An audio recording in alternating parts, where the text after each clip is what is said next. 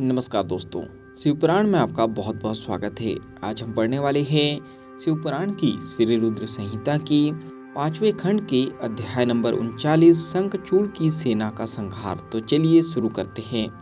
व्यास जी बोले, हे ब्रह्मपुत्र सनत कुमार जी, जब देवी भद्रकाली द्वारा युद्ध में घायल होकर शंखचूड़ पुनः अपने रथ पर जाकर बैठ गया, तब क्या हुआ? भगवान शिव ने जो उस युद्ध में असुरराज शंखचूड़ का वध करने के लिए ही आए थे, क्या किया? कृपा कर मुझे इस कथा को सविस्तार सुनाइए। व्यास जी की जिज्ञासा को शांत करते हुए सनत कुमार जी ने कहना आरंभ किया। वे बोले, हे महामुने, जब देवी भद्रकाली ने असुरराज शंखचूड़ को उठाकर बलपूर्वक जमीन पर पटक दिया, तो कुछ समय तक शंखचूड़ इस प्रकार से धरती पर पड़ा रहा मानो मूर्छित हो गया हो।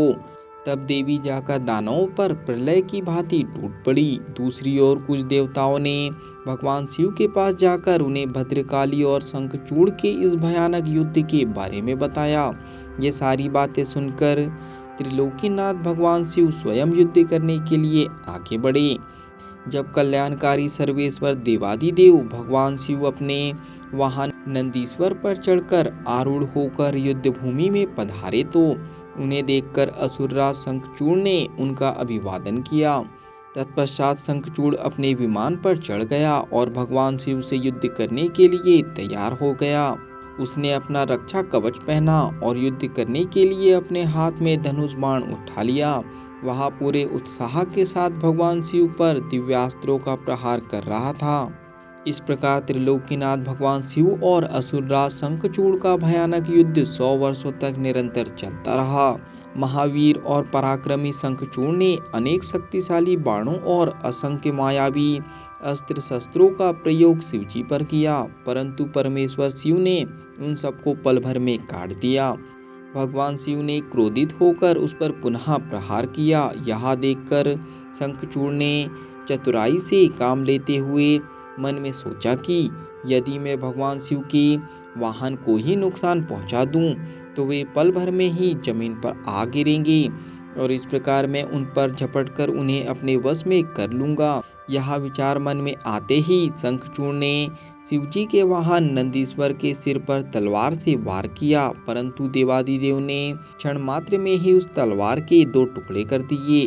अपने प्रिय नंदीश्वर को युद्ध में निशाना बनता देखकर उनके सब्र का बांध टूट गया और उन्होंने अपने तेज बाणों से दैत्यराज की ढाल को भी काट दिया। तब तलवार और ढाल दोनों ही खराब हो गई। तब शंखचूड़ ने अपनी गदा से युद्ध करना आरंभ कर दिया, परंतु गदा का भी वही हाल हुआ जो तलवार और ढाल का हुआ था। तभी देवी भद्रकाली वहां पहुंचकर राक्षसों को मारने काटने लगी। देखते ही देखते उन्होंने अनेकों वीर दैत्यों का संहार कर दिया। कई का रस चूस लिया और बहुतों को अपने मुख में डालकर जिंदा ही निकल लिया। अपनी विशाल दैत्य सेना का इस प्रकार सर्वनाश होता देखकर शंखचूड़ को अत्यधिक पीड़ा हुई। उसका दर्द तब और भी बढ़ गया जब उसने अपने साहसी वीर राक्षसों को प्राण बचाने के लिए जहां तहां भागते हुए देखा।